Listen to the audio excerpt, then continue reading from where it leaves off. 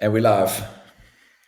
Hello, welcome to the Cult of Courage podcast. This is our weekly bulletin, and in this episode, we're going to dive into how to fly business class for less than $200, as well as how to navigate the geopolitical firestorm that is all around the world right now. Gareth, how are you navigating it? How are you doing today, brother? Hello, Matt. So good, man. I'm in Guatemala and we've had a beautiful week this last week. It's been Araminta's birthday, and Guatemala's in an interesting place politically at the moment. The indigenous leaders have blockaded most of the infrastructure and roads around the country to bring it to a standstill as in protest of wanting to get out a pretty corrupt government and stand for democratic change. And so, yeah, that's meant that people haven't been able to move around the country. We needed to change our plans of what we were going to do for Araminta's birthday. And it's combined with a whole lot of sort of instabilities, but also some unknown. It's like we're not sure if anybody's going to open up the roads again. What the indigenous leaders are calling for is our current sort of cabinet, a couple of the members to stand down. The current president is got his heels in and hasn't basically fired any of these corrupt humans that are part of his crew. And if at any point he chose to do that, Guatemala could go back to inverted commas normal, or at least be in a different space in terms of our political situation. And yeah, we're into our second week now, and it feels, I don't know, I feel pretty grounded despite the fact that there's so much instability, because we've done quite a lot of preparation leading up to this, especially after COVID. Like, we were pretty clear that we wanted to make sure we weren't caught with our pants down with regards to food and supplies and looking after the people that are close to us. And so, yeah, it's been a wild week. Eh? How close are you to the protests? Like, are you seeing it in your daily life, or is it just more of a... So because we live away from the main highway, probably like an hour drive from the main highway, we needed to go out of the volcano where we live, away from the lake, up to the main road. And that main, it's the Pan American highway that links basically North America all the way down to the tip of South America and comes through Guatemala. It's our main sort of spinal road in the city, is completely blocked. And the protesters have set up there. They're basically living there. And so, yeah, I've been up there to take a look, but I haven't actually been part of it, or it doesn't affect us on a daily basis. But a lot of the supplies coming into where we live, in the village that we live, where we don't have direct visibility of it, but obviously we can feel the effects of it. Yeah, it's intense right now. I'm going through something similar in Madrid. We've got Free Palestine protests going on the street right now. 5,000 people, maybe more, marching. And I actually had to move inside for our podcast recording because it was too noisy out there. And yeah, I don't read the news. I know you don't read the news. That's been a lifestyle choice of ours. And in moments like this, I got to admit, it's hard to stay away. Like, I find myself, when I get into conversation with people who do read the news, I find Yeah. myself asking questions that I would usually seek out on my own, Mm-hmm. um, because there just seems to be so much going on right now. How are you navigating your news consumption? How are you finding out what's going on in the world? I live in an interesting dynamic with my partner, who some part of her wants to feel grounded and safe by consuming the news. So she finds herself looking at, yeah, what's being printed in the mainstream news, specifically here in Guatemala, just to get a sense of what that vibration is like. And then she also looks at the alternative press, and she likes to hold that, and it's part of who she is. There's a part of me that doesn't want to look at any of it. I'm just like, fuck, I can't change any of that stuff. It makes me feel super uncomfortable. I really want to protect my energy so that I'm as solid and as high vibe as I can be. But I also want to meet the part of her that's consuming that news as a way to be able to plan. And what we've been doing is really recognizing that myself and Araminta come together in our, we call it our kings, like our masculines, as planning together. And I think for me, that looks like gathering the information that she's got, maybe a little bit of my own news consumption, as a way to be like, okay, what would happen if this was to carry on, blockades in Guatemala for the next 3 months? That's a possibility. Are we prepared enough to be able to live through that potential scenario? If not, what do we do now practically? And then let go of that for me, and not look at the news until maybe another 2 or 3 weeks, and then do another check in and gather more information and see whether we need to change our plan. So for me, it's like a conscious choice of gathering information as a way to do scenario planning, but letting it go on a day to day basis, because I don't feel like I can hold it very well there. What are you have you let it go completely? How do you guys plan it, or you just? Yeah, I mean, we don't read the news. She reads more news than I do. I've been avoiding it pretty good. But I mean, I've been struggling with that idea. Like we had a friend come visit who lives in Israel. Maybe 3 4 weeks ago, she was here in the camper van with us, and then she went back home, and now she's full on in a war zone. And I hear updates from her around, just how terrible it is, and what she's experiencing emotionally from it. And it's a difficult place to be in where I don't really even understand the logistics of what's going on there. Mm-hmm. Um, and like, there's a part of me that feels, I don't know, am I a shitty global citizen because I'm opting out of those narratives? And I haven't found the balance there, but I definitely resonate with what you say, that my choice to not consume the news does allow me to have a more joyful outlook day to day on the world. And I've also noticed that most things that take place in the news do not affect my day to day. And so, yeah, the reward ratio that I've experienced over the past few years of not having news really serves me.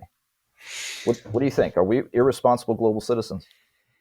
That irresponsible global citizens piece, I think, is inherently being part of our collective narrative. This is again my sort of, call me my conspiracy side, my part of me that questions everything. I think we were told that in order to be a good global citizen, you should consume the news and know what's happening. But the news has been hijacked, in my opinion. Like there's only certain things that are sent to us in the news, and those are what we think we should believe. And so the idea that you don't consume the news somehow making you a bad person means that you feel drawn towards wanting to consume this news, even if it doesn't make you feel good. And that's the part that I think for me to find the right relationship with is to be like, you know what? I don't fucking trust our governments. I don't trust mainstream media. I don't trust many of our industrial complexes anymore. I think they've been hijacked. And I just find, for me, I'm a global citizen that is inherently connected when I show up fully for myself first, and then for the people around me, and then for my direct community. And that's what we've done this week. We've made sure that the people around us are good. I continue to show up in a way that feels good for me, which includes not consuming too much news, and then bringing people together. We had Araminta's birthday. We had 40 people from our community together, and it was a theme. We were like, hey, this feels good to be together as humans, sharing food, dancing. Yesterday, we had a fire ceremony for the eclipse. And yeah, that felt like as much of me being a good global citizen, collectively supporting global peace. We said prayers for peace around the fire, and we let those go. And that felt like more useful for me than making sure that I was up to date about, all the geopolitics of what's happening everywhere. And I think it's a dance. I think it's trying to move between these two polarities. Yeah. Well, one of the things that Aitana and I are doing with more frequency these days is dropping into gratitude. When we see each other sort of vibrating out, we'll Mm-hmm. we'll acknowledge it and just immediately drop it, and just naming one or two things out loud to each other that we're grateful about. And that's been a real supportive practice. In fact, one of the things that we're grateful about this week is an upgrade to business class that we experienced from our flight back from the United States to Fuck yeah. Spain. Yes, yes, Yes, yes. sir. And you know that I've been calling that into my world for a while. That's a an order that I've placed that is now delivered, and it's an order that I placed and have been calling in through future stating, which is this practice of dropping into a meditation, imagining this thing, business class, coming into my world, going in there, being tapped for the upgrade, getting the champagne before takeoff, having the full horizontal recliner, all the things Mm-hmm. that were there. And I remember one of my manifestation points that I imagine when I do this exercise is meeting the guy next to me, and exchanging business cards and meeting like really influential, powerful people. And when I got to business class this time, I looked over at the guy who was sitting next to me. I was so Mm-hmm. tired, Drew. I just slid the privacy mirror and went to bed.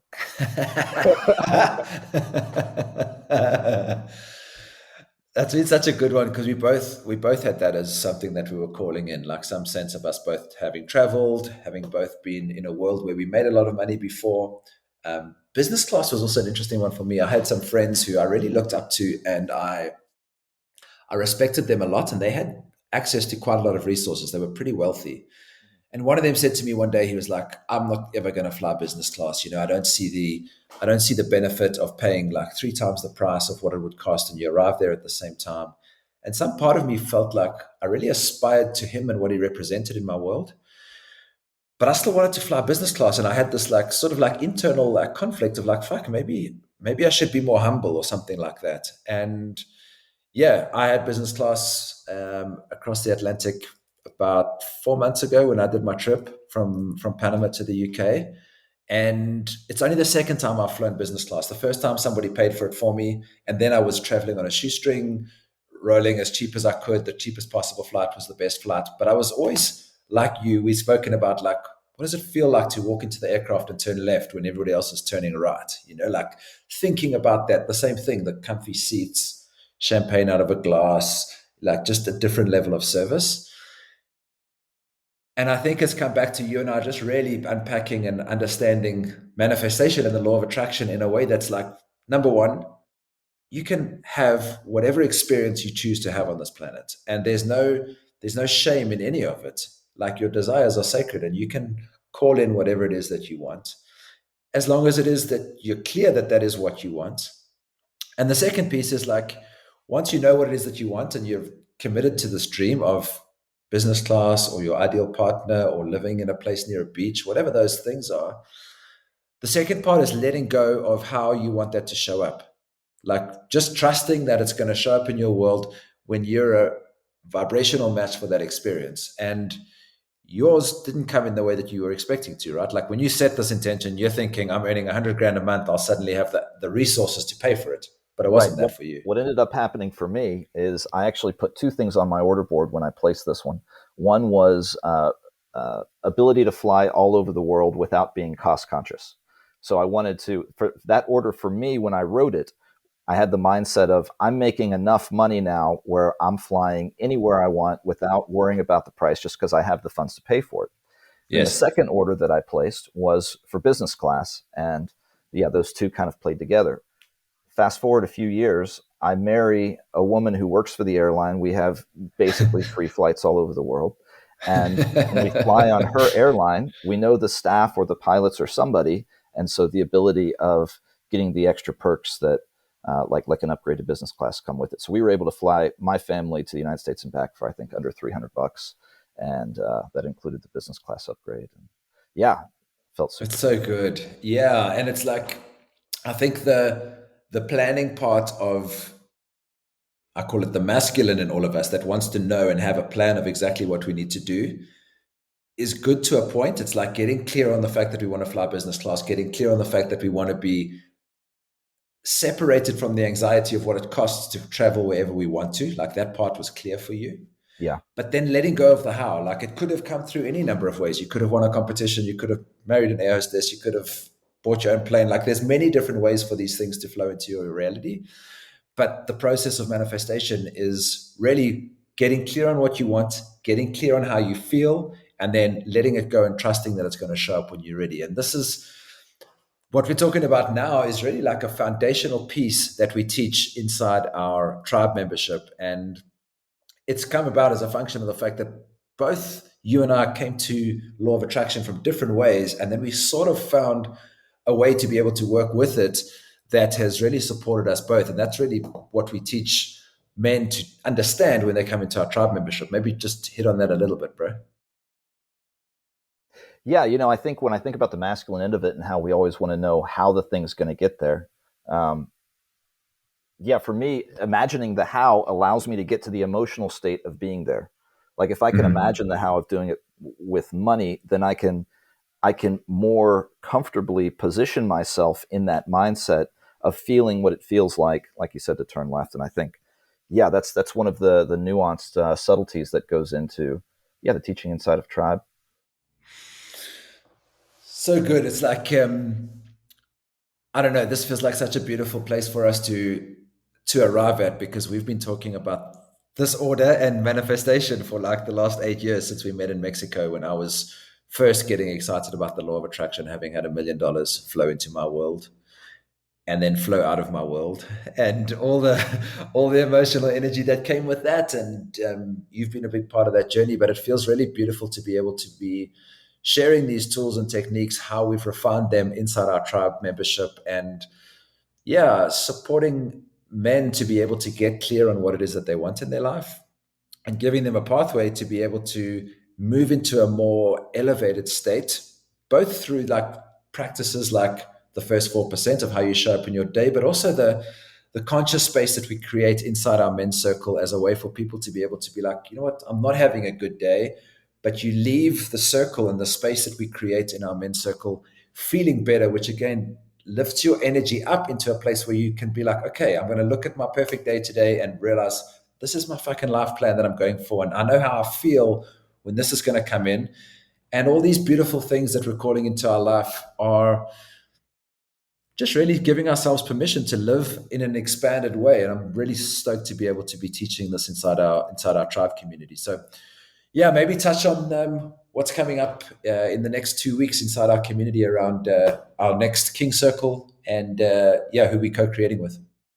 Yeah, so October 29th, everyone, this is going to be our next King Circle. And if you're listening to this past that date, it happens generally on the last Sunday of every month. There's um, a few reschedules here and there, but you can go to fathersonsbrothers.com to register and find out about it. But yeah, at our King Circle, we create a space where we can drop into our truth and dive into topics like this in a safe environment, and yeah, really connect with other men who are doing the work, who have actively chosen to take a step in a direction to their most expansive, most courageous self. And so October 29th, mark it on your calendar. And we're going to have a level up partner there who's going to be diving into some self-care stuff. Gareth, maybe you can tell us a little bit about that.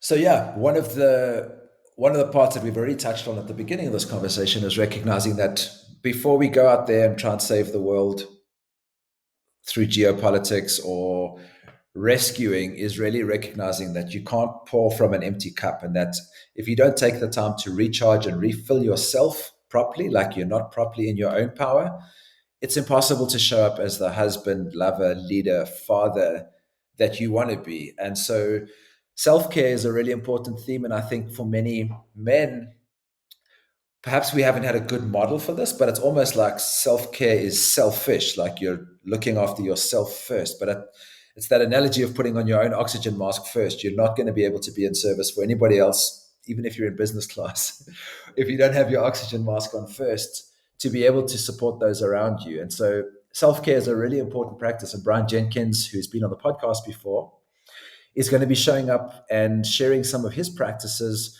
that you can engage in your own life to make sure that you fill up your own cup in a powerful way so that you can show up for the man that you need to be for your family and for your business and for whatever it is that you're holding in the world.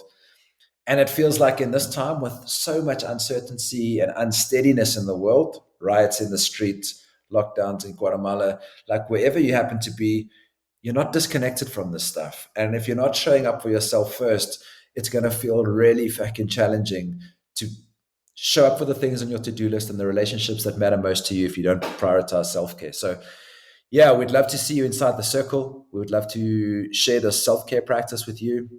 And yeah, Matt, maybe share as well. Well, fathersonsbrothers.com to register for the circle, as well as a link in the show notes. We've also just kicked off a community WhatsApp group that we're going to be kicking off this week. Matt, maybe just give a little bit of a highlight of what that's about. Yeah, so the WhatsApp group is a place where we can take this live conversation, which happens once a month, and carry it on the gap in between. So in there are men that are sitting at circle each month, and the pieces of gold that we're getting out of that. Like every circle, um, there are revelations that take place, links that are shared, videos, aha moments, and what we do is we grab the gold out of those live events and drop them into this WhatsApp group.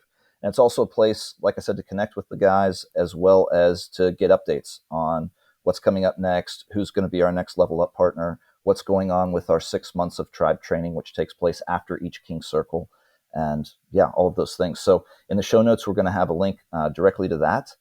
And what else do we got, Gareth? Just one last piece, I think, before we sign off for this bulletin is this week we're going to be releasing a podcast with Michael Bates. I met this dude in Costa Rica. He's a next level human being. When I first met him, he's like, I don't know, 6 foot something. He's a beast, jacked, gentle, open heart, like his spark in his eyes. I was like, wow, this is a dude. And it turns out he's on a similar path to us, and he's just started a podcast called Remasculation. He's got such an interesting story. He was raised by a feminist, and he's got this real like woke identity on one side of his family, while also standing for men to be able to show up and be men, so that we can show up more authentically for our partners. And yeah, he's just a beautiful being. He's going to be on the podcast this week. And just to circle back to the co-creation that we're putting together with the King Circle, both with this co-creation with Brian, every month we have a King Circle. We do a level up partner, which is bring somebody that's at the top of their game to share what they're best at with the circle, so that they can learn and install these tools into our own lives to level up these parts of ourselves by connecting with experts. And so at some point in the future, Michael's going to be part of our level up team as well.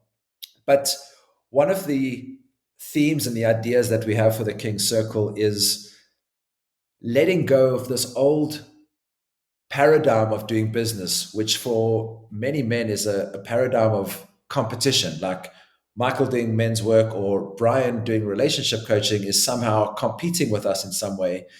And we want to let go of that old paradigm, which we describe as like the immature version of the masculine, that we're all competing with each other for resources. I've come from that world. It wasn't very fun. It was always felt like a stress, and really getting to this place of recognizing that we want to create a community and a tribe that brings like-minded men together in a co-creation. And so our tribe membership, in addition to being a 6-month training program with tools like we spoke about here, of being able to understand manifestation, to use it as a tool in your life, we also want to bring Brian and Michael in to co-create and share their magic inside this community as well. And so if you want to be part of our tribe, there's different ways to be part of it. You can be a participant in the men's circle, show up month to month, and just show up for that.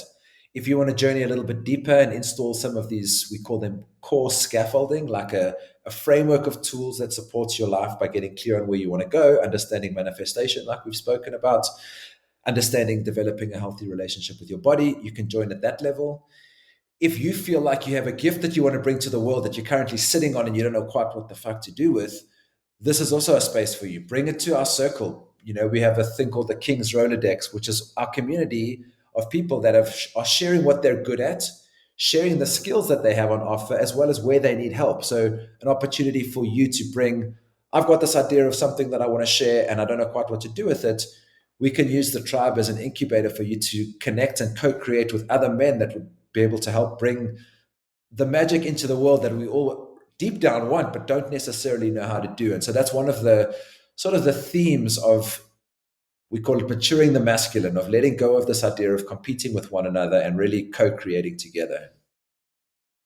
Yeah, that journey all starts with the King Circle. So fathersonsbrothers.com. You can see the calendar of when the next one's coming up. October 29th is our next one. See you there. Gareth, I'll see you there as well. Thank you, bro. Stay safe. Send love to your beautiful family in Spain. And yeah, looking forward to seeing you again in person in a couple of months, brother. Yeah, January in Guatemala, baby. Abrazos. Ciao, bro. Ciao.